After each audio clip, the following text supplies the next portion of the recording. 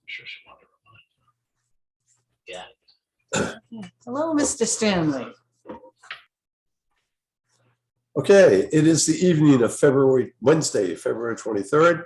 A quorum being present, I will call the meeting of the Bellingham Conservation Commission to order pursuant to Governor Baker's signing of Senate Bill 2475, an act related to extending certain COVID-19 measures adopted during the state of emergency.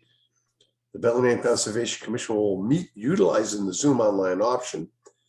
Instructions and invitations are available at the town website, www.bellinghamma.org. Moving forward in this meeting, the chair instructs the meeting administrator to withhold access to speak at the meeting until or unless such persons requested to speak are visible on screen and respectfully request such access. Okay.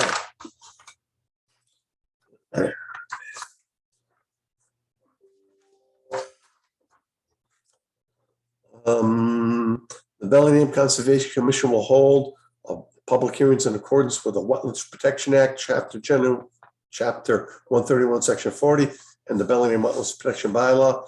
The notice of intent for the proposed construction of a 124,200 square foot industrial building with associated parking, access, landscaping, utilities, and stormwater management system located at map 52, lot 3, 206 Mechanic Street, Bellingham.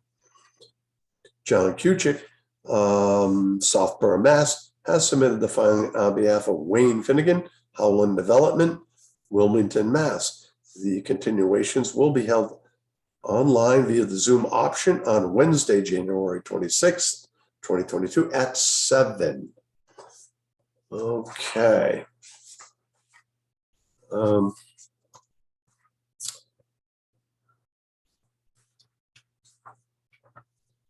The applicant has requested a continuation in this matter. The peer review first round of comments has not been received as of yet. And therefore, we don't have a lot to look at. But just to remind people of the situation here, the reason they're filing, even though the project itself is outside the 100-foot buffer zone, years ago, when the now Lindemeyer building was constructed, they proposed to construct a stormwater management system, and it would accommodate development of the parcel that's before us now. So we insisted that they model that basin for 100% impervious material surfaces at the corner lot of Mechanic Street and Maple Street. So it was in the ongoing conditions, and the applicant has filed. Our perspective here is that we need adequate pretreatment prior to discharge into the existing basin, and confirmation that the basin is sized appropriately to accommodate the runoff from the new development. And while we're at it, maybe we could take a look and make sure that all the maintenance issues have been resolved. So at the applicant's request, I'll entertain a motion to continue the hearing to the evening of March 9th at 7:45. So moved. Is that right? Yes. Mr. Stanley. Aye. No, I mean, there's a second. I need a second. I second.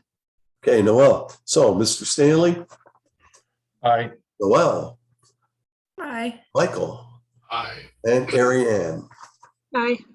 Okay, so the hearing is continued.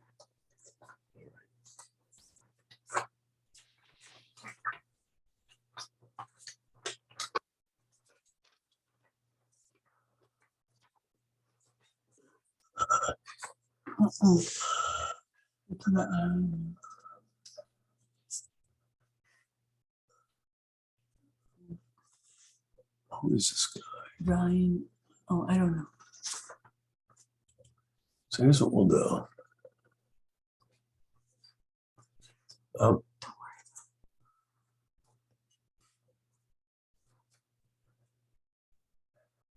right.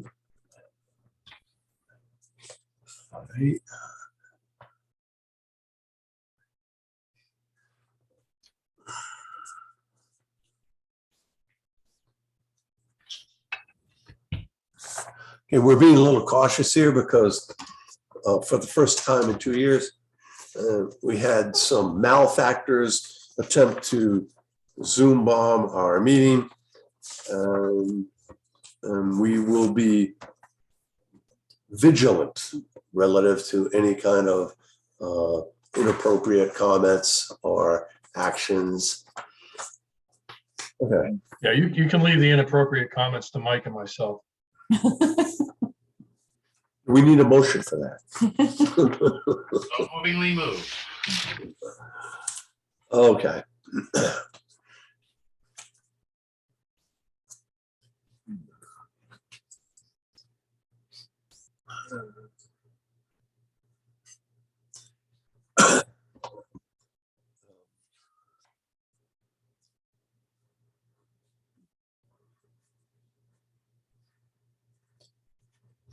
So we received this continuation request a little bit late in the game.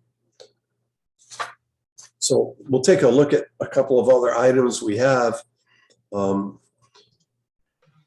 I know that the minutes for February 9th got out a little bit late. Does anyone have any questions or comments on those minutes?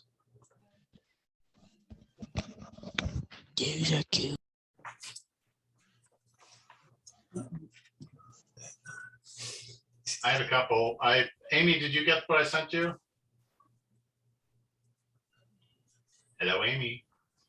That's It's okay. Amy. I'll handle it. So this is Amy Bartoloni, but go ahead. Oh, I sorry, have wrong some. Amy, sorry. Yeah, so I sent a preview copy to her just because there were a bunch of little tiny things and I didn't want to tie up the meeting with that. But anyways, so yeah, scrolling down, first page, last line. I think phragmites is the word you're looking for there, standard common phragmites. Oh, yeah, okay. No biggie. Then the next page, the second, so no, the last line in the second paragraph. I'm not sure what that last sentence means.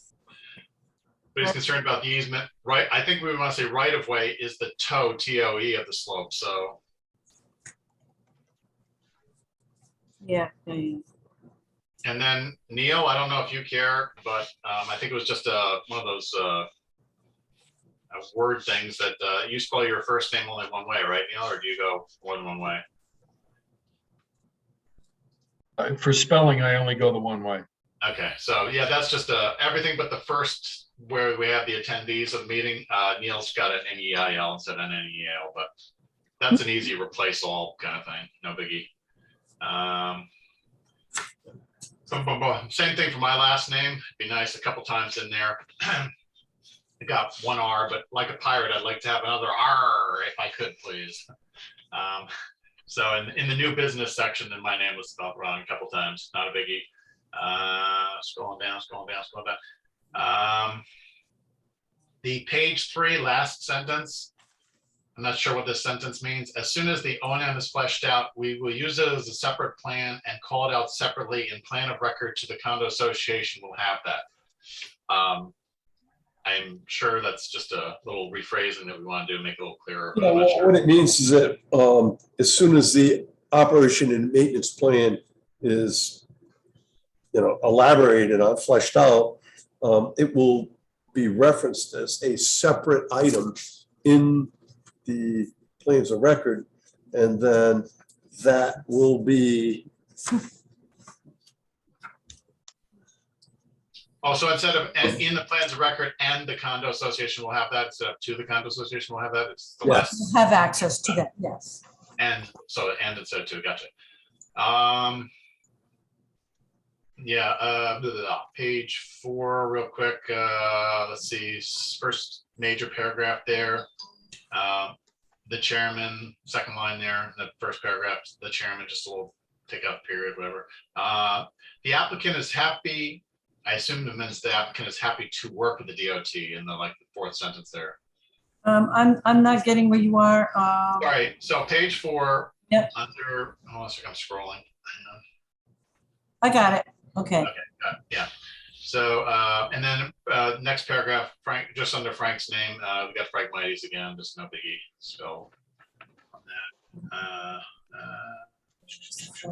and that was pretty much it, just the Neils. That's all I got. Thank you, Mike. Oh, I appreciate that. Hey, you know, I know who you are, but do you know who you are? Depends what time of day it is. I want people to be confused about which Neil we got here, you or your twin brother.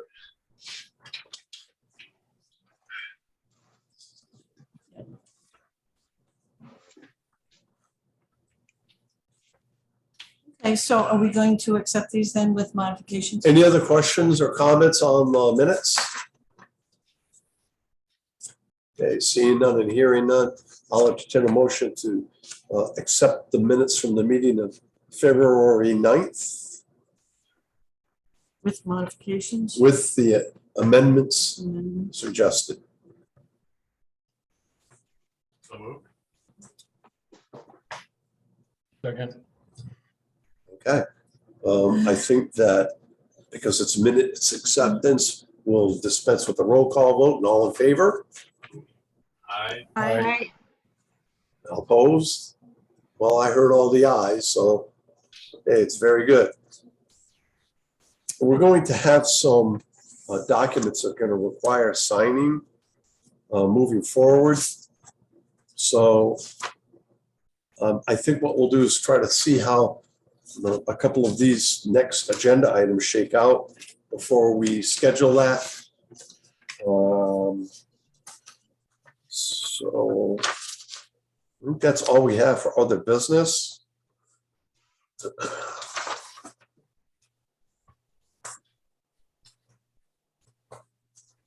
We're a few minutes ahead of our next scheduled hearing, but we'll make adjustments if someone may have questions relative to what's transpired. In the interest of brevity, we'll open up the hearing a couple minutes early.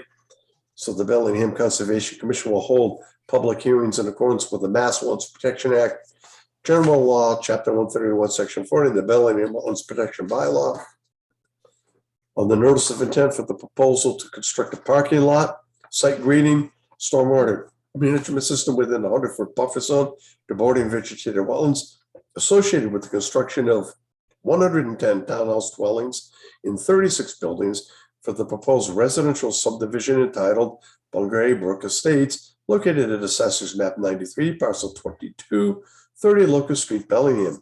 James L. Monte, Land Design Collaborative, 45 Lyman Street, Suite 1, Westboro, has submitted the filing on behalf of Stephen Vinicasa, Elite Home Builders, Westboro, Mass. The continuations will be held online via the Zoom option on Wednesday, February 23rd at 7:20. Oh, okay. All right.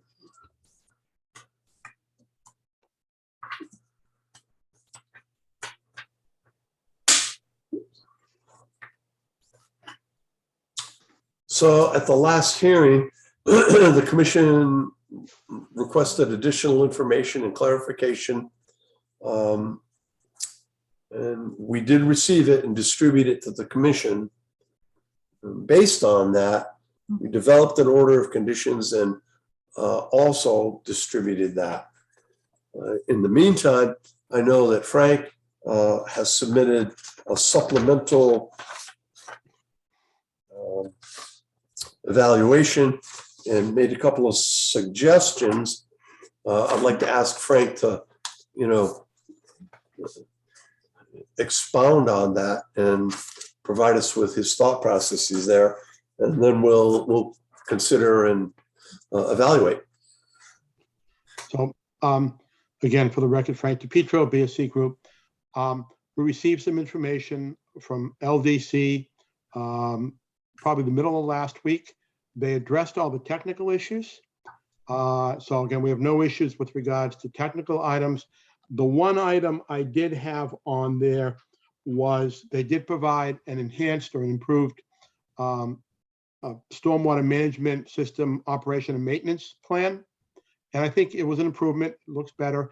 There are a couple of things that I wonder if it would be helpful to have some clarification on. And some of these I took from my notes last meeting where members of the commission talked about the O&M plan. So very briefly, the word owner is utilized. And I'm wondering if that wants to be clarified in some way. Right now, it is the developer. At some point, it's going to be a homeowners association or something like that. And so I'm wondering if there want to be some clarification of exactly what the word owner means. And tied into that, and you may be doing this as part of your standard conditions of approval, but I've seen in other locations, a standard condition that says the owner, homeowners association, whatever that responsible party is, makes periodic submissions of maintenance. Here's our maintenance file for the last 6 months, a year, or something like that.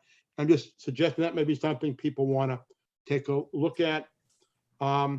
There was a good deal of discussion about snow removal, and they, in the new enhanced O&M, they have information about that, but it might be helpful, I think, if there was more specific. So they talk about, I'm looking for the exact wording, that snow will be removed, excess snow will be moved off the site if adequate on-site is not available, on-site storage.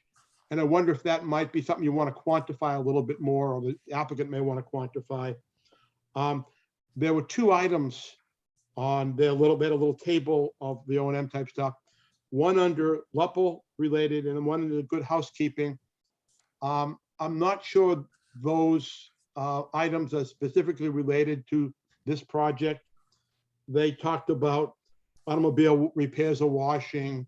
They talked about tight tanks, chemical storage, and then, gas and sand traps, which I don't believe are on this site. So I just wonder if those might want to be clarified a little bit.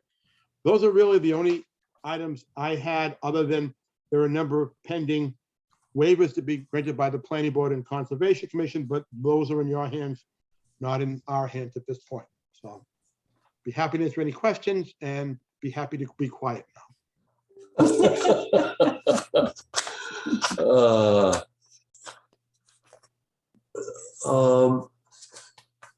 Noel, did you get the message?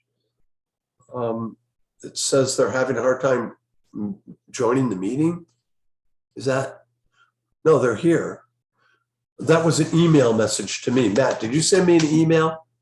I did. The number that is on the agenda wasn't the correct meeting How can that address. How can that possibly be? Wow. This It was- technology is crazy. Yeah, it was the meeting address for the meeting on the 9th. Hmm. So We can't go back in time, I'm afraid. No, that's okay. Wasn't there a book about that? Deja vu.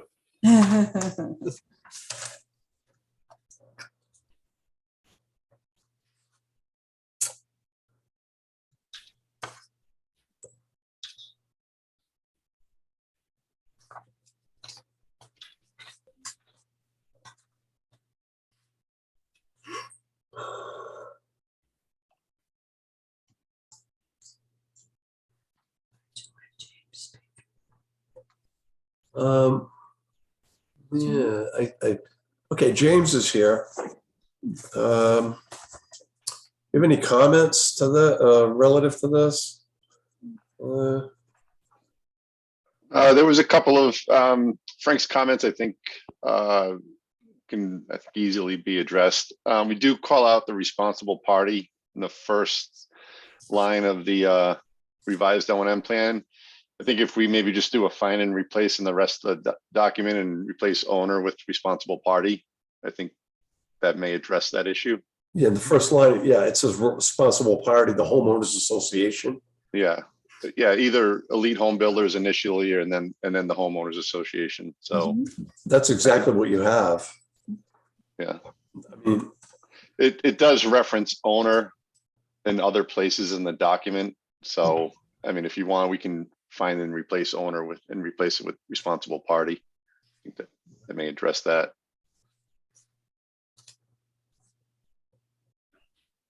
What is the LUHPP PPL related on, which is like the 7th or 8th thing down in the actually the 3rd page of the O&M under protective measures? It's talking about what Frank referred to. Yeah, I think that was a carryover. That can probably get deleted. I think You that know, was like a generic one from some other type of. yeah, I think that was a carryover. Is it true that automobile washing, meaning people's personal cars, must occur within the buildings, meaning they in their living room, whatever? Do these things have garages? No, I think, again, I think that was a carryover from Okay. another project or what. I didn't prepare this, so I'm speculating on that. So that's my So they guess. can wash their cars, but not out on the road, or what? I mean, is that seriously concerning? It's probably related to like an auto dealership or something like that. Right. So did Again, it has nothing to do with this project. No. Did anybody go through this document before submitting it? we did. We didn't No, we pick that up. We didn't. Yeah, I didn't pick up on this either. Okay. Again, I think those are very easily addressed items, to be Yeah. honest. So what about the snow issue? Okay, now on the snow issue, you talk about snow shall be piled in the pervious areas where meltwater can infiltrate as designated on the plan. Snow shall not be piled within 100 feet of a resource area. Snow shall not be piled on catch basins, swales, or in stormwater detention or infiltration basins. Management of snow shall not create a nuisance or hazard. The owner, and we'll say the homeowners association, Right. shall be responsible to remove snow from the site if adequate area on site is not available. Do we really need specificity there, or? Well, Mr. Chair, what is it true that the first condition, meaning the areas that are designated on the plan to pile they're pervious to pile the snow, are in fact not going to be either of the 2nd or the 3rd within 100 feet of wetland or any catch basin, swale, or detention? Is that already been determined and laid out, and those areas are specifically avoiding those other spots? Well, we reviewed the plans, and they are well outside the 100-foot buffer zone and away from stormwater management systems. So, okay, so but the catch basin, swales, and so forth, I know that they reconfigured some stuff when we were talking about like the front and backs of the house and the drain, the rooftop catchments and so forth. I just want to make sure that all that was covered, because if it was, then yeah, if they want to pile 20 feet high in a snow pile area, I guess we can't say 20 feet versus 18 feet. We don't want to get into that, and nobody's going to enforce that anyway. But if it exceeds those areas, the responsible parties got to make sure their contractor adheres to this. So I don't know. It doesn't really say maybe the responsible party shall be responsible to remove the snow. Technically, they're not removing the snow. They're having their contractor do it. So maybe it should just say that the responsible party shall make sure that their snow is removed by whoever, because technically they're not doing it. well, it's standard language. We have designated snow storage areas, and normally we just say, okay, whoever the responsible party will remove it if it becomes, the pile's too big, or there's danger of migration, and we can't condition something for which we are unable to foresee. Right, no, but I guess, do you feel that we've covered or addressed somewhere in here, which I think Frank was alluding to a little bit, that the responsible party is responsible for making sure that their vendor, they can't claim, oh, well, I don't know where the guy was piling the snow. We told him that he's supposed to pile in these areas, but we're now making sure that he's doing it. And so the guy piles it, near wetlands or something. And nobody, I mean, we're not gonna enforce that. They have to, but it doesn't really say that they have to keep their vendor informed, because vendors change. We talked about how initially it might be one person, but down the road, obviously, vendors change and the association may change. If you feel it's covered, fine. I'm just taking a look. There was a plan that was submitted. There's a plan for the plan of records with the designated snow storage areas. And we have that plan, exhibit 104. James, is that correct? That's correct. And we had included that as an attachment to this document as well. Got it. Okay. Mike, do you have I that? didn't see that. I didn't see that attachment. I didn't, maybe I scrolled down through like 11 of the 12 pages. Maybe I missed the last. Was on the last page? Yeah, last page. Yep. Those plans, yeah. 12 of 12. What I've seen, I'm sorry, go ahead. Go ahead, Frank.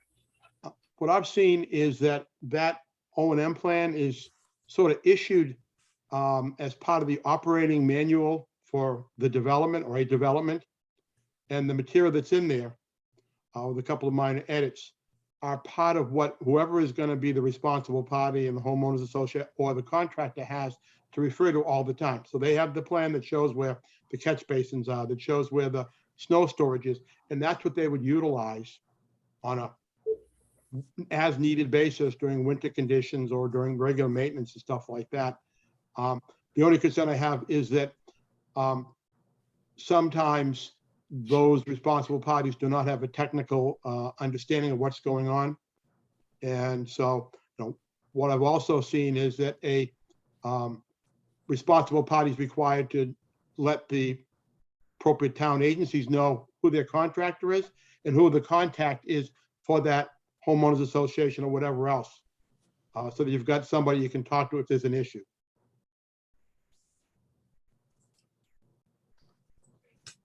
I mean, isn't the responsible party responsible for their own contractors? I mean, I would think that's kind of understood. That would be the Board of Governors that would be overseeing the condominium, that would be hiring the contractors.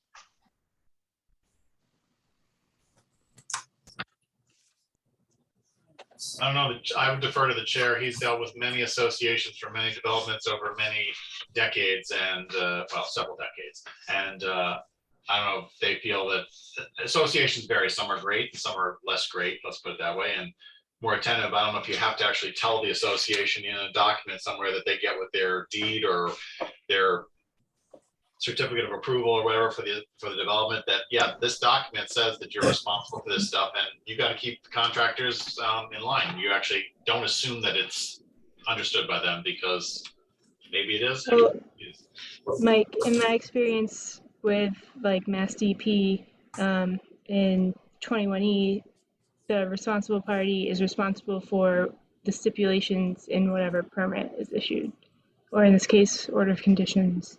So whatever we say the responsible party is responsible for is what they're responsible for. So if they can't do it like ongoing, then it's assumed that they're not responsible for it when they're not the owner or developer of the property anymore. We're responsible initially, the developer, yes. That's spelled out in the operation and maintenance plan. Neil, Mr. Chairman, a recent experience on my end is that our contractor was piling snow in an inappropriate place within the 100-foot buffer. And the Concom instructed us to move the snow. So the actual conservation agent had us move the snow pile. and so, was the contractor noticed that wasn't an appropriate activity at the time? They will no longer be placing snow in that location, You have to pay to move it.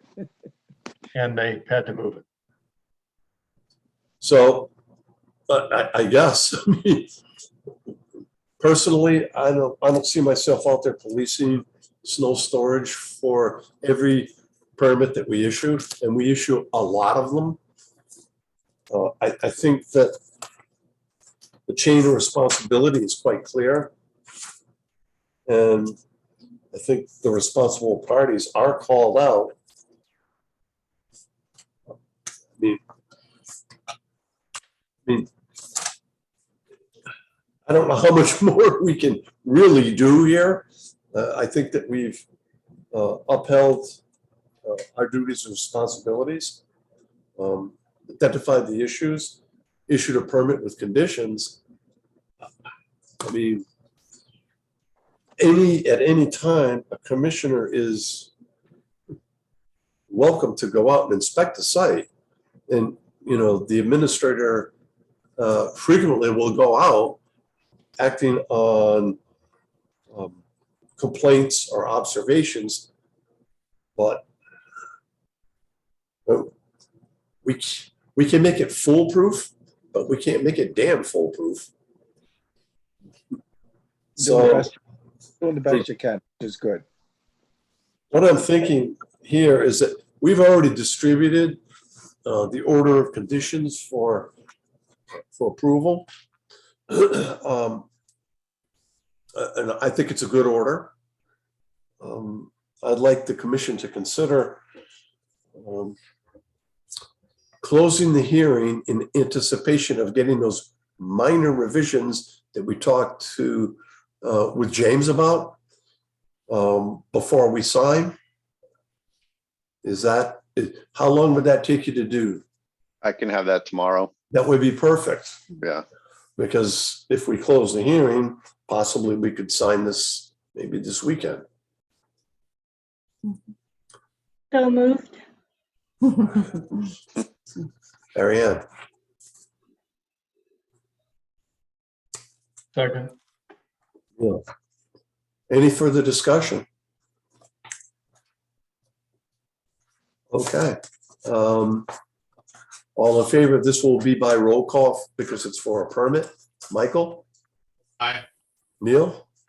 Aye. Noel? Aye. Brian? Aye. Ariane? Aye. That is a unanimous vote. Okay. Mr. Almonte, we will definitely need that order. Yep. I mean, that amendment. Right. Sure. Yep. We Okay. can have that to you tomorrow morning. That would be Perfect. great. That would Thank be you. awesome. All right. Thank you. Thank you. Very good. Night.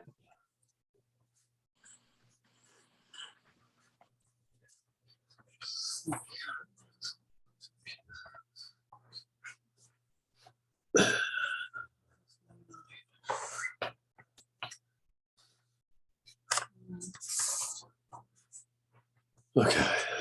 Thanks. Yeah. There we go. I think this is it. Ready? Yeah. Okay. We'll proceed with the next continuation.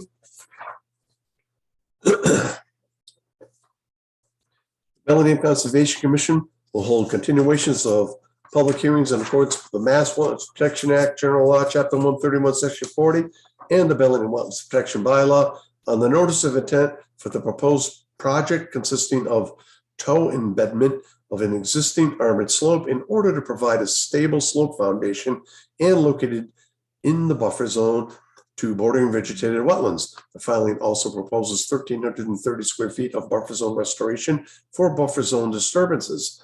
The project is located at Assessor's Map 64, Parcel 212, Lot B, 0 Lovers Lane, Bellingham. Mark Arnold, Goddard Consulting, Northborough, Mass. has submitted a filing on behalf of Rick Terrell, South Center Realty, Corey Drive, Milford. The continuations will be held online via the Zoom option on Wednesday, February 23rd at 7:30. Mr. Arnold. Thank you, Mr. Chairman. We appreciate the commission having this on the agenda tonight. So the hope of tonight's meeting is to just allow the commission to discuss particularly the site conditions that they observed on the site at Lovers Lane about a week and a half ago.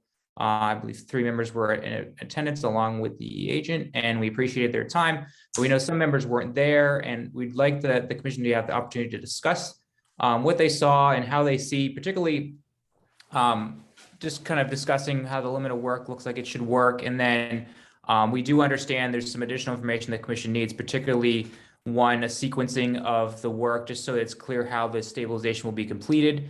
2, a detail of the top of the slope and how that will blend to the road curbing and the guardrail that'll be on top, and how that will be stabilized and controlled in a manner that eliminates erosion towards the roadway and also down the slope. Thirdly, we understand the commission is looking for some more unique mitigation efforts, particularly with regards to the impacts to the open space. And we are planning to submit to the ZBA a modification to the permit with regards to the open space due to the extra work that's in there, as well as having DPW review the design. And as part of that, the DPW has wanted BSC Group to provide engineering review of the armored slope in regards to the entrenchment of the toe, to ensure that it's going to be properly designed and implemented. And we did reach out to Ann directly and said that if the commission wanted to do that, to be the coordinator for that, we'd be glad to have that. And that way BSC Group can provide information to the DPW and also the ZBA as that process begins. But we're hoping that tonight is just an additional discussion to provide additional details so that we can provide, 1, revised plans that BSC can review that are at a higher level than the current plans to hopefully expedite the review, and 2, to provide the commission with good mitigation plans that would be satisfactory to the work that's being proposed. Very good. Okay, so for the record, 3 members of the commission were present at our site inspection. Mike O'Haron, member Brian Norton, and myself. We reviewed the commission reviewed the characteristics of the site in the field and found that everything was as represented, notwithstanding the fact that the frustration for the wall for the abutting property was constructed outside the footprint of the wall. But we are going to get mitigation for that. We agree that there is a necessity. The wall was constructed at the roadway without permit or review. The DPW has expressed concern with the long-term viability. Commission concurs with that. So as a result, there will be additional impacts to the resource area buffer zone, and the mitigation that we discussed in the field seems appropriate. Now, I know Mike was the person who identified the dressing of the top slopes. It was a very good point. And as Mark mentioned, we'll be looking for the details for that forthcoming. But I think that based on our inspection, the discussions in the field were pretty much what the applicant's representative has stated.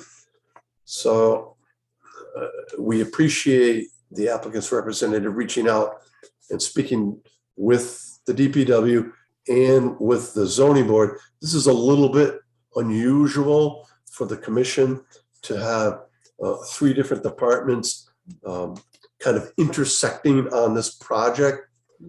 But I know that, Mark, you have seen Don DiMartino's requirement that this be subjected to peer review, which I think is entirely appropriate. So we're awaiting the scope of services from our peer reviewer at BSC. And I'm sure that there will be some sort of oversight during construction, because no one wants to see this thing fail in 15 or 20 years. We've seen this once before where a wall failed, and it's not a pretty sight.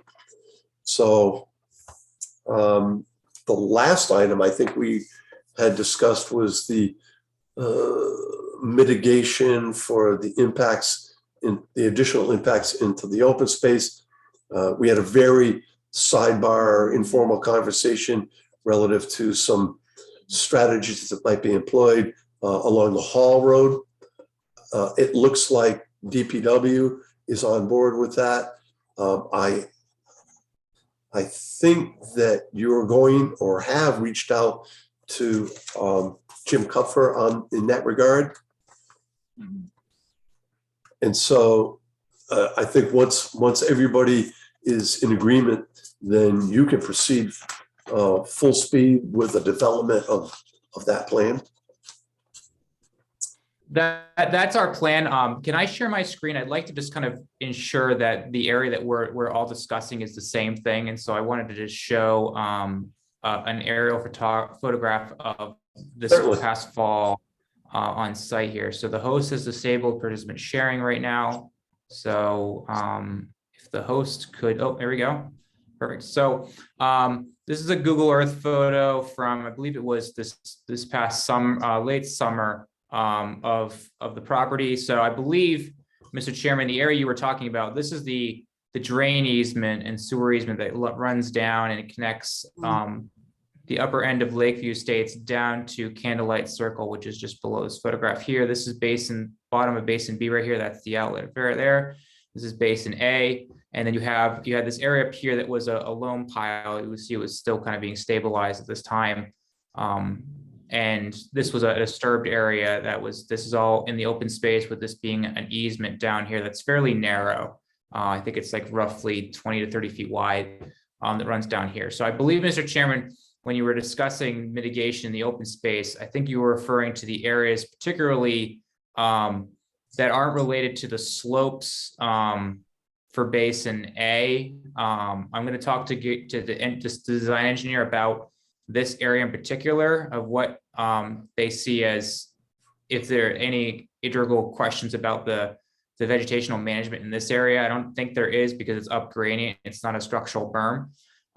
But once we kind of have that cleaned up, this top section here is definitely an area that can be restored and revegetated in a manner without significant earthwork. But again, we want to double check to make sure there's enough topsoil in all the areas to ensure that we can actually have restoration that's adequate and the plantings will be able to survive. But this area we could definitely restore in some manner, I think, to this commission's satisfaction, and at a similar density to what we already have proposed over here. Once we have the confirmation from the engineer about exactly the area there, and again, confirming how far we want trees off the easement as well, that will help us with our planting layout. But that's the area that I believe, Mr. Chairman, you're referring to, right? Yes, and what I had also anticipated was evaluating side slopes of the Hall Road itself to make sure that we didn't have any further incidences of overflow and erosion over the course of construction. There was a substantial amount of damage that required quite a bit of remediation. So my last time through there, the actual Hall Road itself, it looked like there were, when the permit was issued, it was anticipated that it was an easement for the sewer line, but it would be access only for that basin. It looks like it's a little more than that now. So we want to make sure that, I mean, it's hard packed. It's almost impervious. If there's something we can do on the side slopes to assure that we're not going to have any erosion events with major stormwater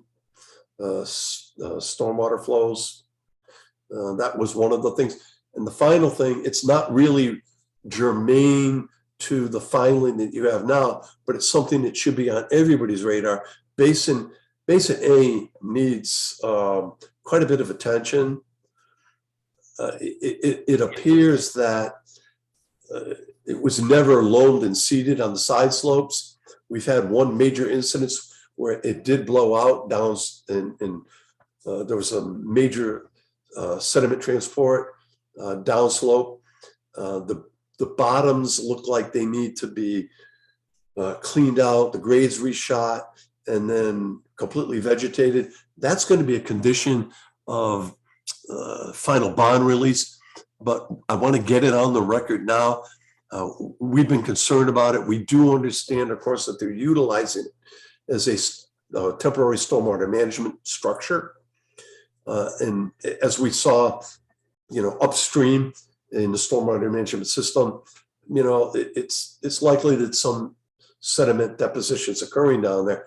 So once everything is clear, pass on to the applicant that this will be inspected and it has to be brought up to spec. Understood.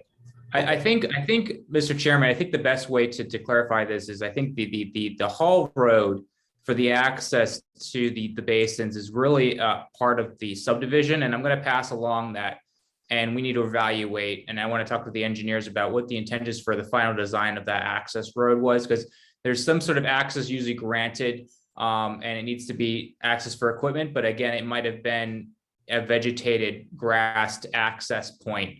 Usually it's 10, 12 feet wide to access the berms, but areas that aren't necessary for that access, particularly upgrading of Basin A in this section here, this section may need to be fully restored back to grass and everything, because it won't be needed for access to the basin, because the access for Basin A, which is down here, would best be accessed through Basin B, so access already off of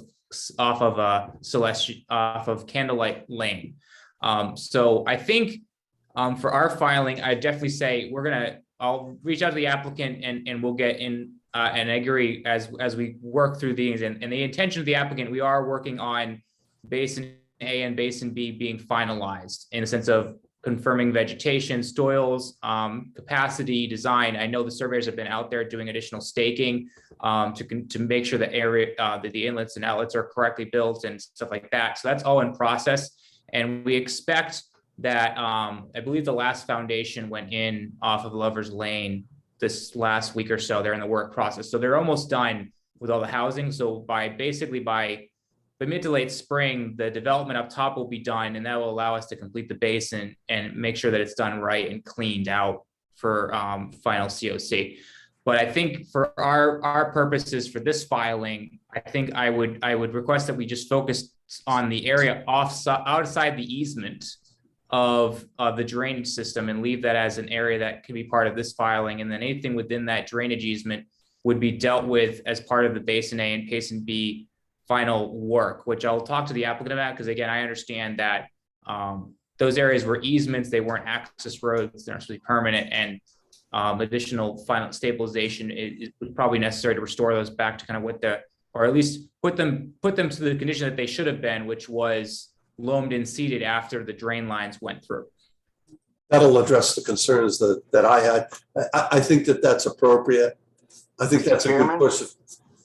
Mr. Chairman? Yeah.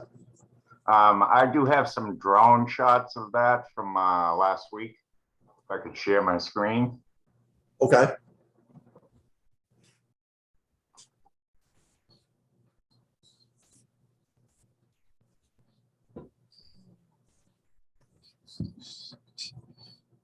Hold on one second. Yeah.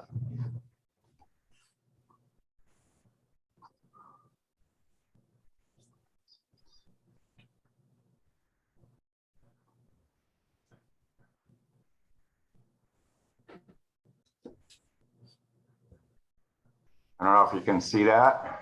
Well, we can see it. Let me minimize the view here.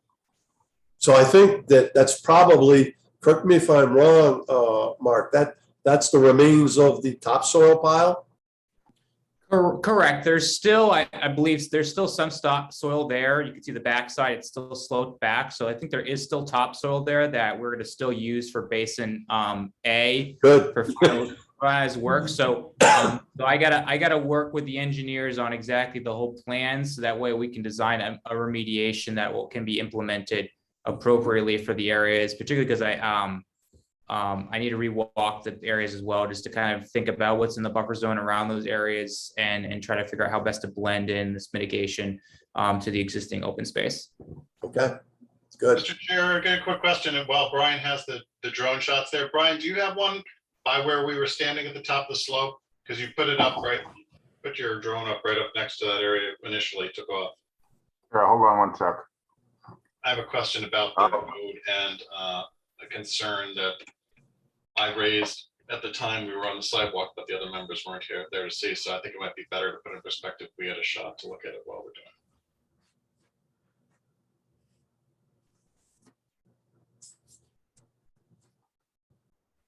Yeah, I don't know, Mike. A little tough to find it right now. it. If you don't have that, Mark, if you could go back to the plan maybe and then just go up to the Lover's Lane. I don't know, can you zoom Let's in see, on that? hold on one second. Oh, wait. Drone shot would be better because it's like live right there. Which one you looking for? That's Right not where the we were road. standing, if you got a shot of Cliff Ann and I, that area right at the top of the road and the hill, the slope. Yeah, here's some of the better ones here, I think. No, this is the wall side here. That's not what you're looking for.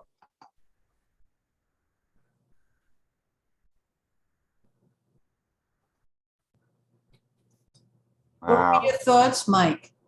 Okay, well, my concern I mentioned at the meeting was that the road is, I don't know if it's narrower than most town roads, or the same width, but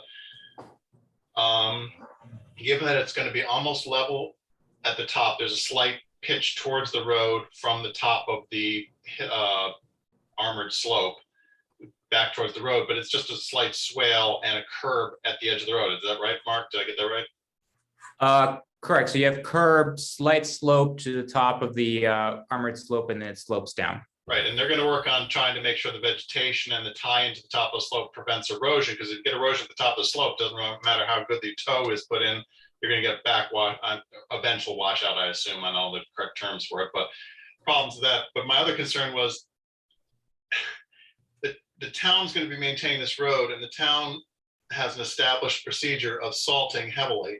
And given the height above a wetlands area, unlike a lot of areas in town where they salt along roads and near wetlands, I'm concerned that not only the top of the slope, the grass or whatever they plant there is going to get killed by the salter being within just a couple feet of it, and knowing how far it spreads the salt now heavily potentially, but that it will also go over the top because there's nothing really to prevent it from doing so at this point in time anyway, in the plans that I've seen, and down into the wetlands. Basically, it's going to spray out 10 or 15 feet on either side of the spreader. That's standard. I probably take measure on my street, and that's at least how far they spread.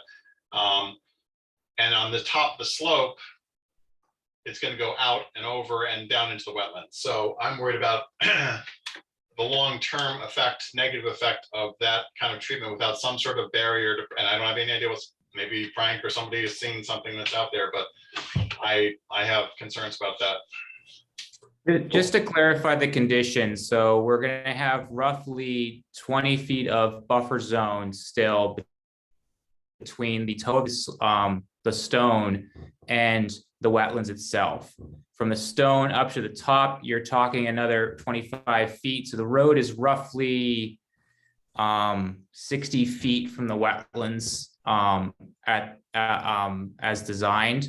So I think any type of, there's potential for salt, I think, to get onto the stones of the armored slope. Oh, I think that would wash to the bottom of the slope at least naturally.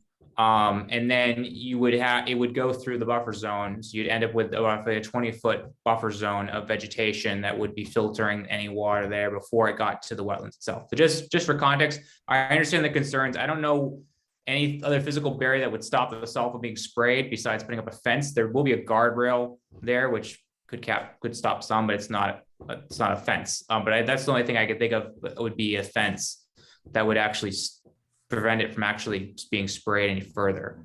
So that's just the only thing I can think of with regard to that comment. I know one of the things that we had talked about, Mark, was the possibility of using salt tolerant vegetation to assure that it would, continue to be viable in the spring once the salt. Do they really use that much salt in a resident? They use it on the major thoroughfares, but on the side streets. After the last storm, which didn't really require much salting at all, not the 8 inches of snow, but there was a previous event. I was shocked to look outside, and it wasn't the only street, because I talked to some other people that live in Bellingham area, and their streets, and it's as white as could be. I mean, the street was just coated, and not just like scattered salt here or there. And it's not untypical. I've had that happen 4 or 5 times during the tour course of this winter. I talked to somebody from the DPW today, coincidentally, and mentioned salting, and he said Bellingham has a reputation, unfortunately, for a lot of the residents now, where they expect the roads to be black right after a storm, meaning clear of snow and ice, because they have that rep. And he confirmed what I had already heard from Don DiMartino in the past, which is the town has gotten away from sanding because it requires cleanup that costs a lot of money in the spring, catch basins and sand, street sweeping and so on. And salt is a less expensive long-term for them and investment. So they've gone heavily to salting as a procedure rather than just sand, salt, or just sand. And that's a narrow road. That seems a lot narrower than even my street. I didn't take a tape measure to it, but being in the center of the road, I think that the height above the wetlands, a 20-foot buffer, yeah, some of it will land on the armored slope, some of it will shoot straight out and land somewhere down between the wetlands, maybe, and in the buffer zone. But to know that you're going to be basically affecting the wetlands in a negative way without, I don't know what kind of mitigation, maybe a fence, a 3-foot high fence with that, what do they call that, weave stuff, the stuff we put around a pool that would actually stop, would be an effective measure. I don't know, maybe Frank or somebody else has seen other ways of, this can't be the first situation where they want to keep a negative effect of salt, in this case in particular, from hitting a wetlands area in all of New England. I mean, there's got to be we can't be the first people to have to consider this. Well, here's what we'll do, because we have another hearing and we're running long. We'll ask Frank to consider that.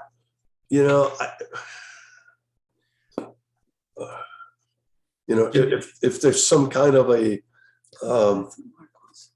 Mark, go ahead. Just as a reminder, I mean, there would have been spray from the salt if we'd had a vertical wall there as well. So the original design was a vertical wall. You would have had another maybe 15 feet of natural buffer zone in there, but the salt spray would have been going directly in, would have been spraying into that, because that's where the armored slope is now. That's what was originally approved. So you had a vertical wall with the guardrail, and the spray was going right into the natural buffer zone. So there's not much of a major difference I don't see here, unfortunately. I mean, the best thing we're planning on doing is, again, looking at salt tolerant plants, particularly for any restoration along the toe there. And I will look at if there's anything we could do at the top of the slope as well to try to create a little bit of I don't know how tall they'll get, but maybe we can do something at the top. Again, we'll look at that. But that just the context, again, we had a vertical wall here. So we're only talking a change of the site by roughly 15 feet of natural buffer zone, which would be getting the salt anyway. So just context. So you're thinking, Mark, about maybe a salt tolerant shrub? That's a great idea. See if we can, well, I mean, again, that's high on my list of action items with regards to the mitigation is looking into that, so that we have that kind of idea. Because I think it's going to be useful research for a lot of things too. So good. Okay. Well, I think that's an appropriate recap. So we have some work to do. The applicant's representative is going to provide some information. We've had some input from 2 different departments, and Frank will be on board taking a look at that. So I'll entertain a motion to continue the hearing to the evening of March 23rd at 7. Mr. Chairman, I hate to interrupt, but I do have one more comment. At the top of that wall, they're kind of using it for a storage area for curbing and all sorts of blocks, things like that. Where is this? Right at the top of the wall we're standing at. Oh, yeah, okay. Now, could we request that is moved out of there before we keep continuing things, or is there another location that those things? There's got to be a more appropriate location for material storage. Sure, I'll make sure the applicant knows to get that stuff moved. In fact, why don't you put it on the SWEP report? It's an action item. Correct. Otherwise, I'll write them up. Thank you. All right. So, yeah, again, I was going to request a motion to continue the hearing to the evening of March 23rd at 7. So moved. Brian, I second. Noel. Okay. All in favor, Ariane, Aye. Brian, Aye. Noel, Aye. Neil, No, Michael. Aye, for further discussion down the road, yes. By a vote of 4-1. All right. So we will proceed with our next hearing. Apologies, we're running a little late and we have an informational presentation. So this one should not take too long. The Bellingham Conservation Commission will hold public hearings in accordance with the Wetlands Protection Act, General Law, Chapter 131, Section 40 of the Bellingham Wetlands Protection Bylaw, on the abbreviated notice of resource area delineation for the confirmation of 944 linear feet of delineated bordering vegetated wetlands located at Assessors Map 20, Lot 12, 79 Maple Street, Bellingham. Ryan Rosine, Goddard Consulting, Northborough, Mass. has submitted the filing on behalf of Anne Marie Hill, 79 Maple Street, Bellingham. The continuations will be held online via the Zoom option on Wednesday, February 23rd at 7:32. Apologies again, we're running a little late. We have still not had an opportunity to go out. There was some consideration given to going out last Saturday.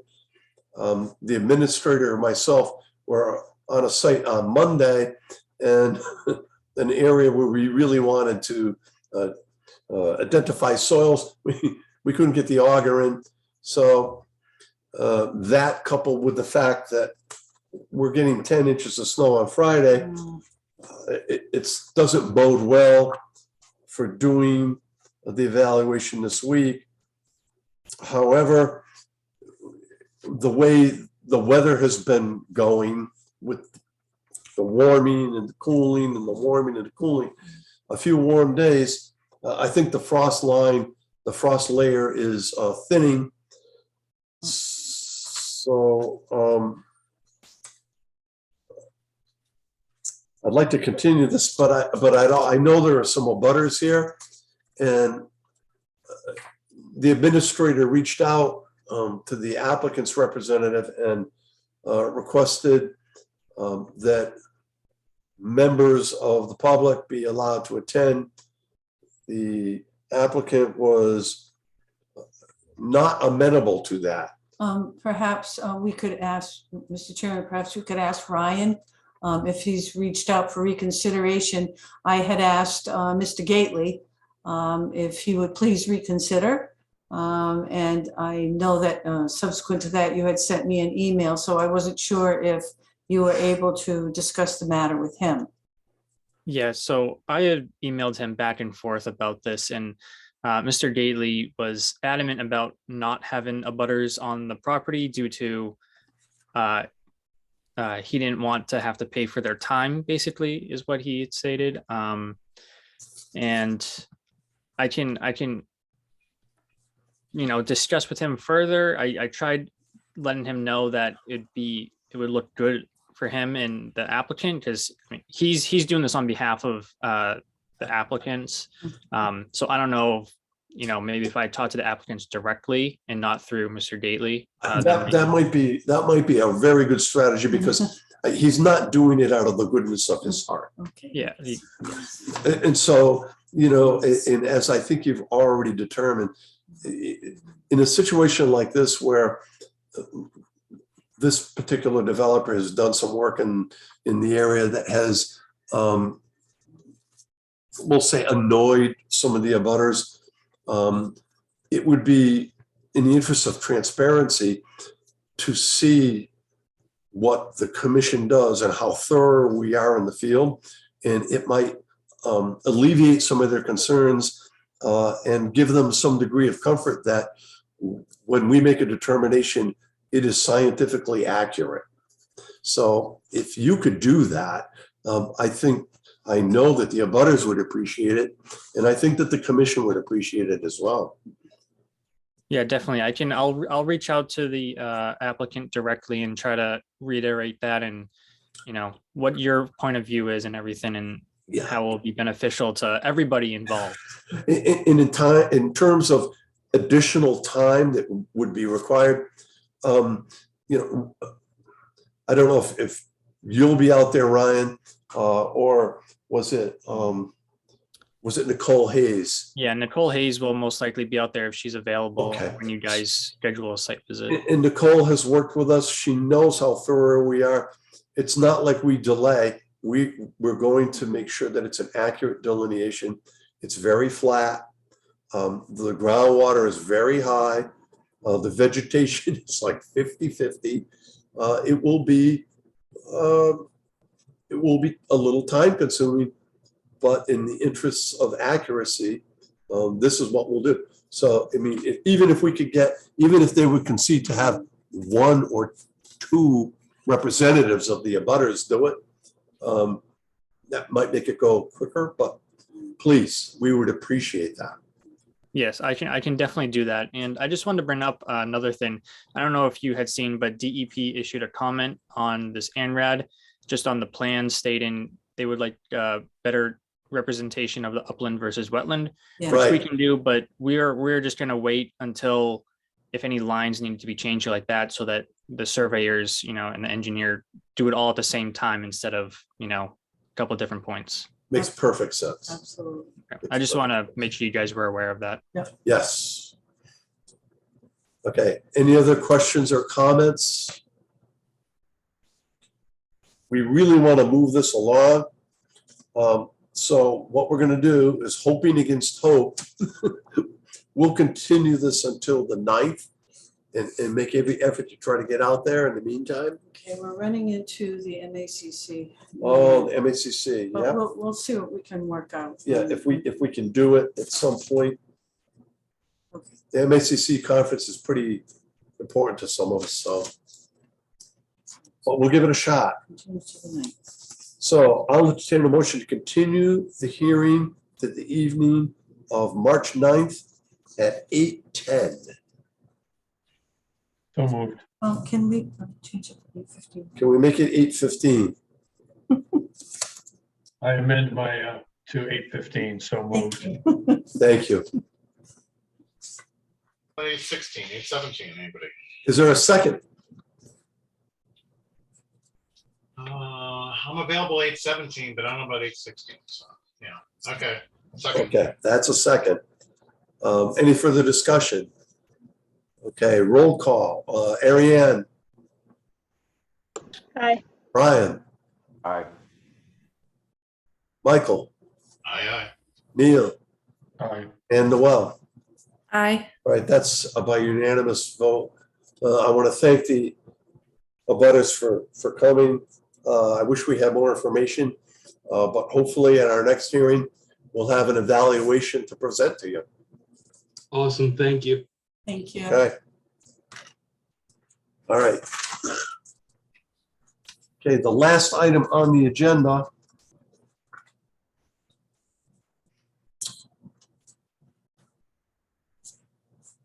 This is an informational presentation. It's a request for an emergency certification. I see Dan is present. What we have done, I know it's kind of the 11th hour. I hate doing that. The administrator suggested that we send out the narrative for the work that's being proposed under the auspices of emergency certification. And so hopefully everyone had an opportunity to at least get it and have it available. and I'm going to ask Dan to run this down for us. Sure. Thank you, Mr. Chairman. I'm Dan Kanata, an environmental scientist at VHB, here on behalf of MBTA. I'm here with Stephen Janes, who's our structural engineer on staff, and also Omar Al-Ashar, who is the PM at MBTA. Do I have the ability to share my screen, or is that? Yes, Looks like I do. Okay. So just to give an idea of the site location, this is our bridge structure in question. This is actually located right on the Bellingham and Hopedale line, spanning the Charles River. MBTA has identified that a pier on this bridge is beginning to experience some deterioration, which is starting to lead to a loss of structural integrity at the site. And as the chairman was alluding to, this work can qualify as an emergency action, even though it is work in a resource area. That is under the provisions of 310 CMR 10.06. To get into a little more of the details, Stephen, I can turn it over to you. I'll keep sharing my screen though. Yeah, sure. Thank you, Mr. Chairman. Thank you, Commission. So this issue was first brought up to us by actually another consultant. I'll start off by saying I'm a certified bridge inspector and leading the design here on this. And we went out to take an investigation of the findings from that other consultant and agreed with their findings. And basically what is going on is, actually, Dan, would you mind if I share my screen? I'm gonna share Sure, just that a works. picture Yep. so everybody can get a lay of the land, because I don't think anybody has really seen this bridge given its location.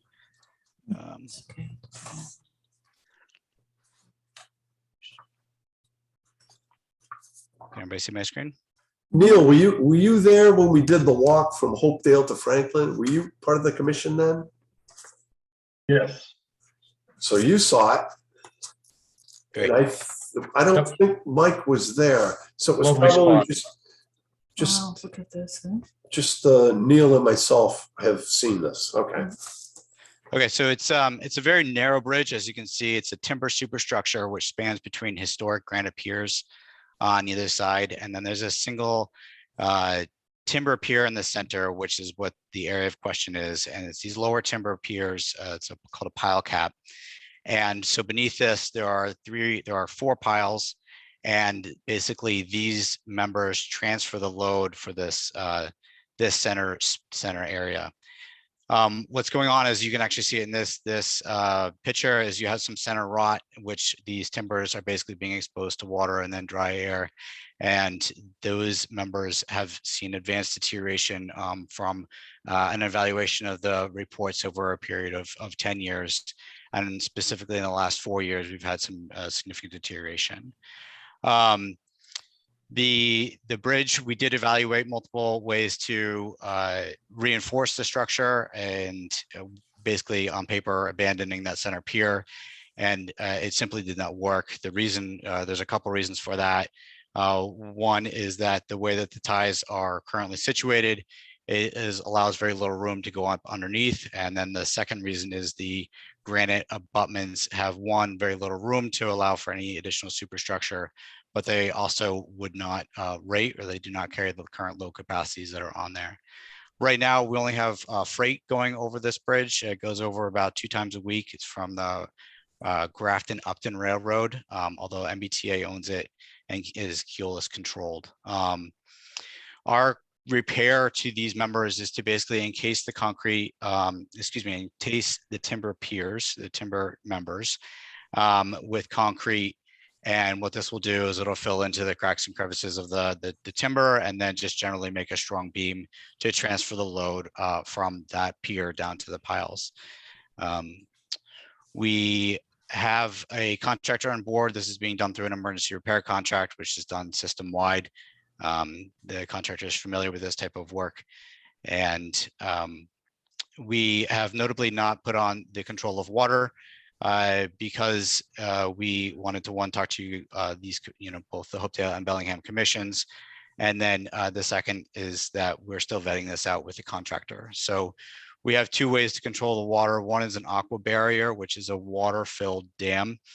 which could be put on one side, and then we'd pump the water around to then be able to perform the work, which would be, the drilling of the rebar through the center and the formwork, and then the concrete pouring.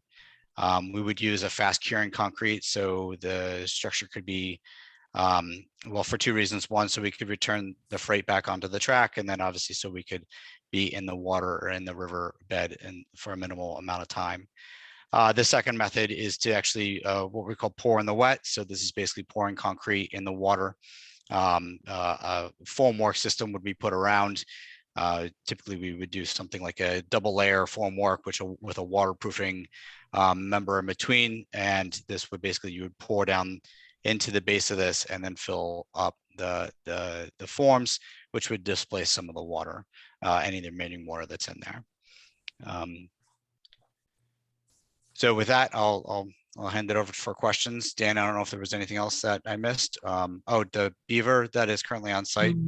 I will mention that there is a beaver dam, and it's piling up relatively quickly onto one side.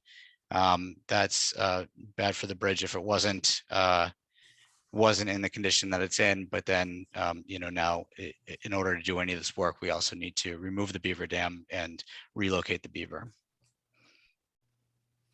Relocate beavers. I don't think you can relocate beavers. Dan? No, that is correct. It's not a relocation. It would be a removal in that case. And that would be done by a beaver specialist that the contractor would be bringing in. There's a necessary protocol for dealing with beavers. I don't believe that there's an emergency certification provision for that. You have to deal with the Board of Health, don't you? Board of Health and Conservation. And Conservation. Right. Is Matt Burns still on? Yes, I'm here. I hate to bag you, Matt, especially since you're not on the clock exactly. But so I don't know if you had an opportunity to hear the discussions going on. Yeah. Okay. So, in the letter, they say due to the presence of beaver activity upstream of the project area, the contract will be required to hire a beaver expert in the event that removal is required. So there is a definite protocol, right? Yes. Yeah, I haven't gone through it, quite honestly, but I know it is through the Board of Health and in concert with the ConsCom. But yeah. Okay. Well, that was one of the questions that the administrator had. I've got a couple of things here. The first is that as recently as 4 years ago, the bridge was identified as being deficient. Is that true? I don't know the ratings off the top of my head. I can pull them up as we're talking, but I should add that we started this after we started this as a bridge replacement project, and it will be that will still be the case. We are still looking to replace this bridge. Due to the contracting mechanisms and the procurement of materials, it's just going to take us too long to do that properly. And so, long story short is, you could be right on that. It might be deficient, but it will. And I haven't seen the latest rating report after this consultant did their inspection. So I don't know what his current term is. Okay, yeah, because you do say the work is intended to extend the structural life of the bridge while a full bridge replacement is being designed and funding is put into place. So any idea, can you even ballpark that? The time frame in which it can be replaced? Exactly. So it's going to be replaced. We have advanced the design. It's going to be replaced under either the current contracting mechanism with the emergency repair. However, that takes longer when it is the size that it would have to be, the value. And then, or it would be contracted out or bidded out, and that would take about a year or two process.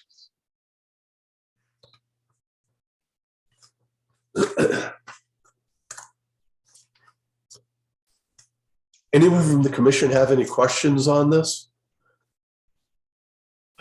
Does the current piling, the wood piling that's being replaced, you're going down and it looked like on the plans you're going to go underneath it? Is it just sitting on the riverbed, stream bed? Not exactly, no. It is maybe 1.5 feet off the stream bed. The stream bed varies quite a bit underneath there, especially right now with the dam on the one side. It's kind of made some welling underneath there, but so is it good. floating? I mean, if it's not touched, it's suspended basically. Yeah, Not so the going- yeah, it's actually interesting. You know, you see that quite a bit. You see exposed piles underneath. It is by, you know, not necessarily always by design, but it doesn't necessarily need to be. You know, the piles don't need to be all the way underwater, all the way underground. That's not so much necessary. underground, but they basically, so when the train goes over it twice a week, the load of the train pushes down and it pushes it into the bed and needs to be there for that reason. Because if it's not touching now, it's almost like, why the push to do this? Obviously, you want something under there. If nothing there would cause the bridge to collapse and the train goes over. But I just assumed it was firmly embedded into something or sitting on rocks or something so that it had a means of supporting. If it just pushes down into what might be silt underneath it for all, you know, it doesn't sound like it's very well figured out there. So, excuse me, let me maybe back up. I'll show this. This is an elevation of the pier. So your riverbed or stream bed is around this level. And what you see is in the light gray, in the background, the timber pier, the timber pile members, excuse me, the timber members. And these members now highlighted in blue. And these members, they are the ones that are in question. So what happens when you have a train go over is your columns are then just, you know, supported by this green member, which is what's in question. And then this green member, which is your timbers, is supported by these piles. There's a gap underneath which water goes underneath, and that's about 1.5 feet between the red line and the underside of the timbers. I think you were missing the part about the pilings underneath, Mike, that are driven well down into the bed. That's correct. Yeah, these go very far. Under the pile that is deficient, there are pilings. Okay. Yes. Yeah. And this is just, I was going to say, the point of pouring concrete around it without getting, you know, just replacing it with a piece of steel that's driven down into there instead, where you wouldn't have maybe a beaver concern or a long-term, not long-term, but until you can get around to replacing the thing, you wouldn't just replace it with a piece of steel that's cut to fit and just drive that, you know, slip that in its place.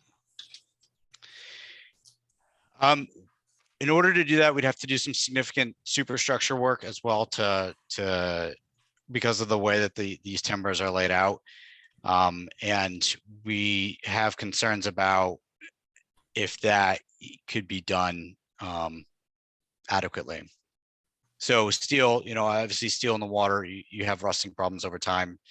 You know, replacing the timber members from timber member to timber member is, we've evaluated it, just did not lend itself to an adequate repair. I mean, I'm not going to guess an engineer. I'm not one, but figured you waterproof for a while, the coating, and not for forever. But again, if you're thinking a couple of years down the road, you're going to be replacing the entire bridge, then to buy more time, less concrete, water, keeping the water impact, of negative impact of water with concrete in it, the Beaver Dam issue, you know, catching the beaver and getting rid of it, all that stuff might go away. But you guys have, you know, cross-checked it. I just thought I'd ask from a layman's point of view. It seemed like that might be an option where we would avoid a bunch of things, be about the same amount of cost, and just requires the right kind of metal work, I guess. But if it's not going to work, it's not going to work, I guess. No, I understand your point. Just to be clear, the Beaver Dam is actually resting against the one side. So no matter what you do, you would have to remove that to do any sort of work in that area.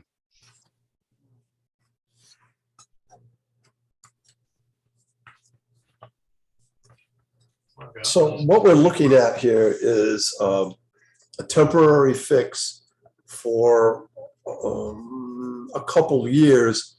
And I would imagine that the bridge replacement will be parallel steel beams that will go across the span. Not getting into the particulars of a future bridge replacement, but One of the things I'm concerned about is the dewatering. Anytime we get into a situation where we're pumping large amounts of water, we'll be pumping it for a week. You're going to need to keep it dry enough. I imagine you're using hydraulic cement. We would need a little bit of explanation or detail on your discharge point and filtering. We want to make sure that you're pumping that out. You're just not pumping it downstream, because any fines or silt that's stirred up is just going to be distributed downstream. How do you usually do that? Dan, do you want to weigh in, or Dan, if you lose him? No, I'm here. Yeah, that, I mean, really, in particulars, that would be up to some of the contractor means and methods. And Stephen, I think you might be able to speak to that a bit more. But yeah, it seems like this are fairly standard protocols that they go through, and this is a typical approach that's being proposed here. Yeah, one of the things that we're working on is the amount of flow that would need to be redirected, right? So that would also determine how much we would have at our discharge point, and then you know, as you say, be able to properly accommodate that. We are aware of that concern, and we are definitely our eyes are definitely on that. And we have asked the contractor, when we've landed on a control of water, to submit a full procedure for this, which could be obviously submitted to the Conservation Commission as well, for review and comment. So the idea, I don't have a full answer for you yet on that, and as part of that is because, again, as Dan said, the means and methods, and we're still kind of figuring this out on our end too. Yeah, that if I remember, if memory serves correctly, that's a pinch point. It's a broader area upstream. It comes into a more narrow area there, and then expands below the structure. Is that correct? Yeah, that's correct. So, you know, time of year on this is going to be important too. I mean, you do this in the spring, you're going to have a much more difficult time managing the water. Yes. So are you anticipating doing this during like a low flow? Right now, we're under a time constraint to get it done. Right, we have a structural condition to get it done, and then we also have a time constraint based off of the orders from this commission. I believe we have 30 days to get it done. We do want to get it done as fast as we can before we have to start regulating, you know, the amount of train weight that goes on, which is not really something that we can do.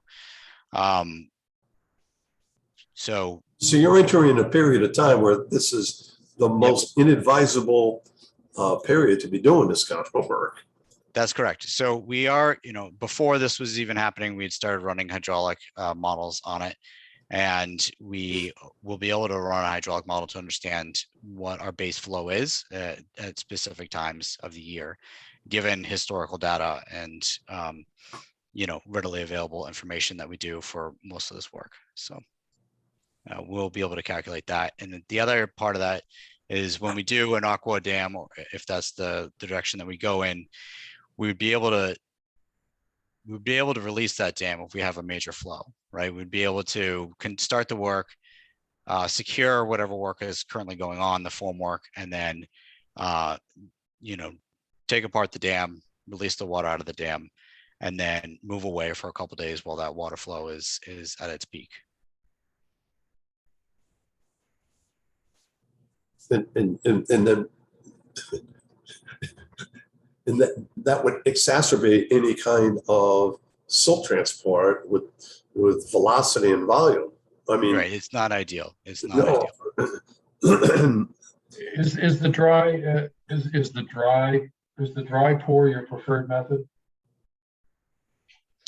We do not have a preferred method at this point. No, I don't have a preferred method for either reason. You just want it done. Yes. Okay.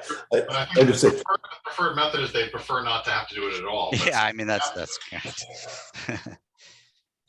And I guess the situation is so bad that it can't wait a few months. Is that the case? For it for the flows to abate somewhat?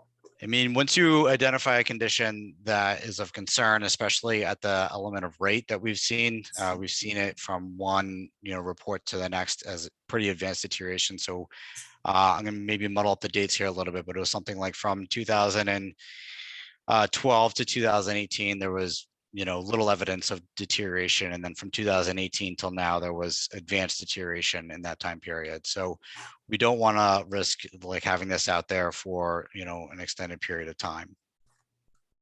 I mean, we're probably talking 3 months till the peak of spring flows is over. But we understand completely. We've been doing this for a long time, and we understand completely the criteria for emergency certification. And we appreciate you coming in here to giving us a heads up. We in the past have issued emergency certifications in situations like this and conditioned them.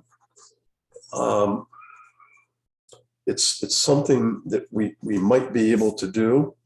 One of the things we would like to do is have a professional wetland scientist available for oversight to make sure that, let's be honest, we have a lot of experience with contractors. They get the job, they want to get it done as quickly as possible, and they don't always take all the necessary safety measures, not personal safety measures, but environmental safety measures that we would normally require. So it's an alternative that we might be able to do. I don't know what the commission thinks about that. This is a situation where we're looking at public health and safety. It meets at least the spirit of the emergency certification process. Would the commission be comfortable if we put conditions on it, not onerous conditions, but conditions that were, for instance, the oversight would be an absolute requirement. Information, we would need information and strategies, scheduling before, and we know it's going to go quickly, but hey, 3 days from now, we're going to commence. So somebody can get out there and take a look at it, but we could get reports from the person who is performing the oversight on behalf of the commission. This is something that I could certainly consider, but I don't know about the rest of the commission. What do you guys think? I agree with your train of thought completely, Cliff. I agree. Yes, I agree. One of the other things would be Beaver. The Beaver. And then we're going to have to, and while that's going on, Permit. you're gonna have to start working on your permit for the Beaver. I'm not sure what town that would be. Yeah, is it center of the river? Is the two towns? Check his ID. Which side is the Beaver Dam on? North or south? Hopedale? I don't remember which side. Oh, jeez. But I can. This is the kind of thing that we would understand. We will put it in the emergency cert that those procedures and protocols would be followed. For whatever action had to be taken. So did I understand correctly that you had some more information that you were going to get to us? Ahead of this hearing, really what was listed in the letter, the cover letter for the application, that was what was provided today. Okay. the last emergency certification we had was a result of an accident on 495 and the oil spill into our resource area, but it was a little different. So you really don't have any more information on your dewatering procedures other than what you have stated in the letter? Not at this time, no. Not at this point. And is there any way to get any information? we'd have to condition that, right? I'm just Well, asking. Yes, so there will be more information about the control of water, right? There will be submitted to us, VHB, the consultants, MBTA for review. You know, as far as that information goes, if that's something that the commission would like to see, we could do that. You know, we share the same concerns. We obviously don't want to be here doing this work, but we have to, and we understand that there's, you know, obviously an environmental impact. So that's the procedure that we would be looking for to really detail out and have a chance to weigh in and review. Thank you. Well, I sense a consensus.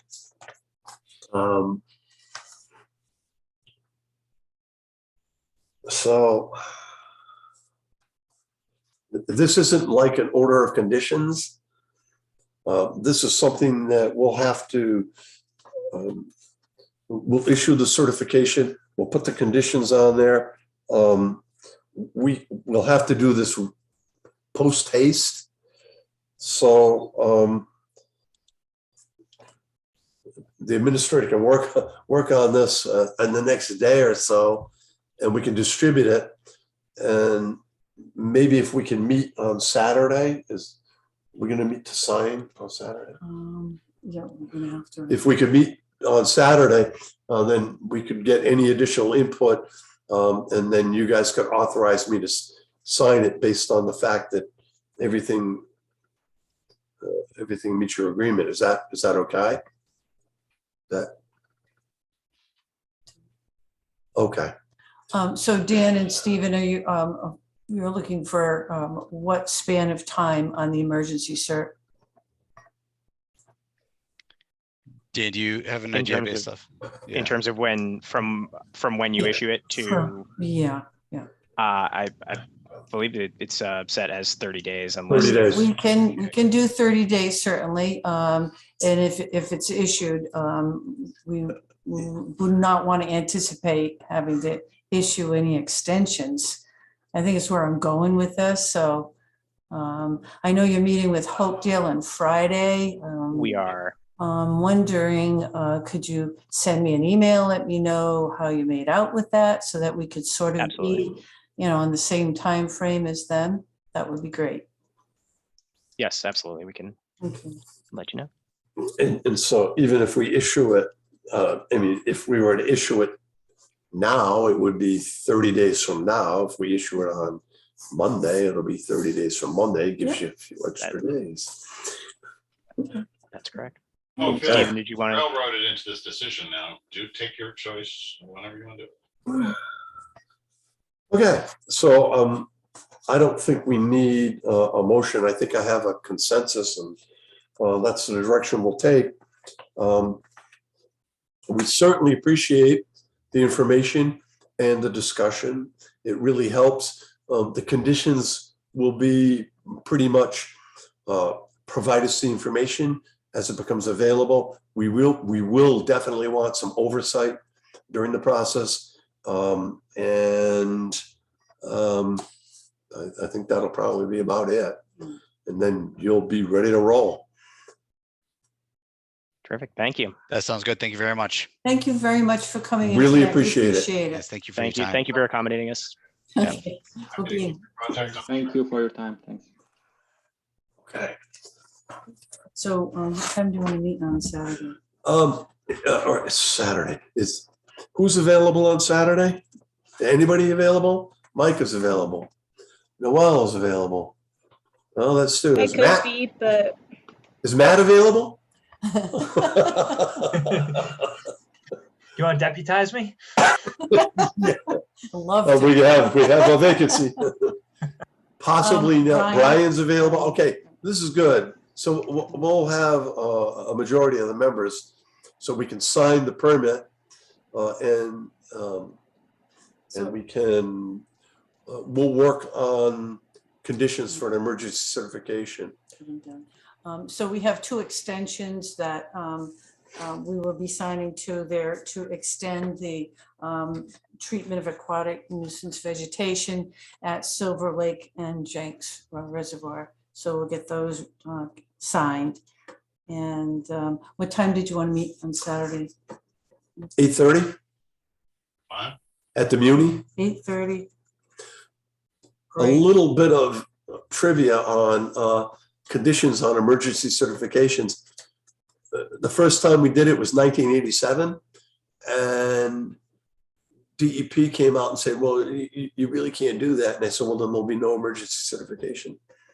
And they're like, well, you can't do that either. I said, yeah, we can. So we started doing it. And now it's kind of a standard procedure that you can put conditions on emergency certs, which I think is entirely. They actually have room on the form. They have room on the form now. So, wow.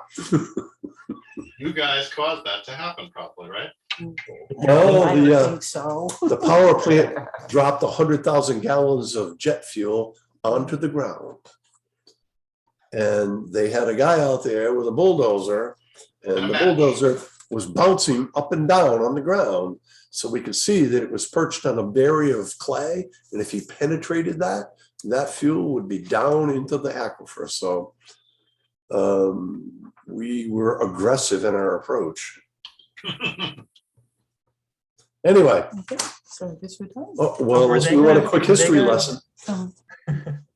Were they gonna also do the beaver removal at the same time, or what? I think they're gonna have to, in order to do the temporary repair, they're gonna have to do it. They need to get a beaver. And that will be in the permit. They need to get a beaver. That will be in our certification. Yeah. The removal of the, yeah. The removal of the couple dam, of but then they'll have to go through Board of Health to do the remove the beaver. That's correct. Yeah. It's a damn shame unless you want to adopt it, man. Unless they just want to go there and somebody They will make good shoot it, and that'll be that. Yeah, it's happened tricky 'cause before. It's the time of year too. There's Yeah, always- because they're gonna be having kits pretty soon. Oh, not a good. Can't you just relocate it? I hear there's an opening down on Route 140 right by the what's it, Bedway Town line there? By Cross Street there? Was it Cross Street? Very funny. Charles River? Anyway. We have them on our property and we're watching them very carefully. Yeah. So, well, does BSC do any work for Keolis? I'll have to check on that. Yeah, keep you. I think this was MBTA though. Oh, MBTA? Yeah, this was MBTA. Oh, okay. Yeah, we certainly do.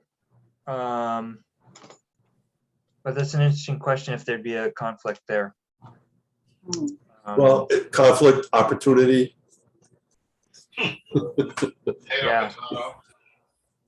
Yeah, we'd be happy to provide you some monitoring. Well, that's what we want, oversight. Yeah, I'll check on that tomorrow. I'll see if we've got any potential problem there. Okay, so real quick, Frank, what do you got behind you? I can't really tell. Well, this is tied to the History Channel series on Lincoln. So on this date in 1861, Abraham Lincoln made it to Washington, D.C. And there was a very credible threat against his life that Alan Pinkerton, who's the guy on the left over there, had found out about. And he utilized, and this is sort of a modern thing too, with regard to women being involved in getting credit for their thing. The young woman in the middle is one Kate Warren. And she was a 23-year-old widow that found out that Alan Pinkerton was starting a detective agency and basically said, I want to be one of your detectives. And being a bit of a chauvinist, no, there's no way I'm going to have a woman. She made a point and said, I can get information. Women can worm information out of people and go places where men can't go. So Pinkerton uncovered a plot that there were a group of people that were going to look to kill Lincoln on the way to Washington, D.C.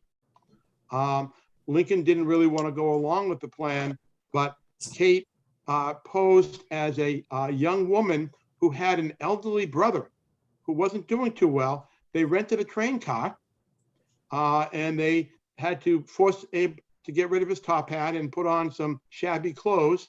And they put him in there, and Kate was his assistant, if you will, to take him on the trip from Illinois to Baltimore.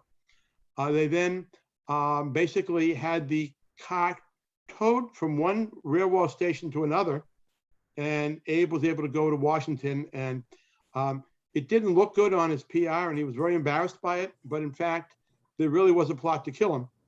And a few weeks later, when the 6th Massachusetts Infantry Regiment was going through Baltimore, and they had to walk from one side, dismount the train and go to the other, there was a battle which killed a number of not only the Union soldiers, but also a number of civilians, that led to the song that is the sort of the song for the state of Maryland, Maryland, my Maryland. And some of the words in it are very secessionist orientated, if you were to go back historically. So that's sort of the history lesson. And Kate won a bunch of, was very effective as a Pinkerton agent.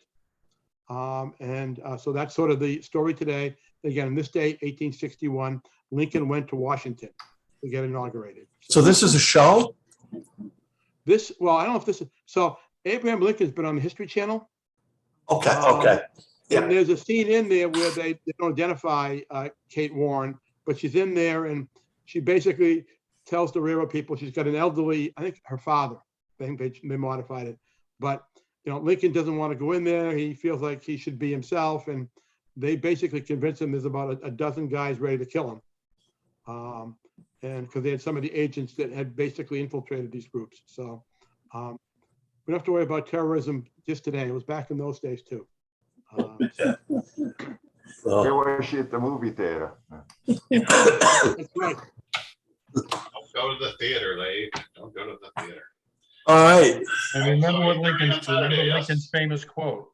What? Don't believe everything you read on the internet. There you go. All right. Thank you very much. Thank you You're all. welcome, folks. We will Yeah. talk to you and see you soon. Take You care. bet. Have a good evening. Good night. Yeah. Take care, guys. Thanks. Good night. Cliff, I may make it Saturday, I may not. We have a work thing that may stretch into the weekend. So on GIS conversion, Oh.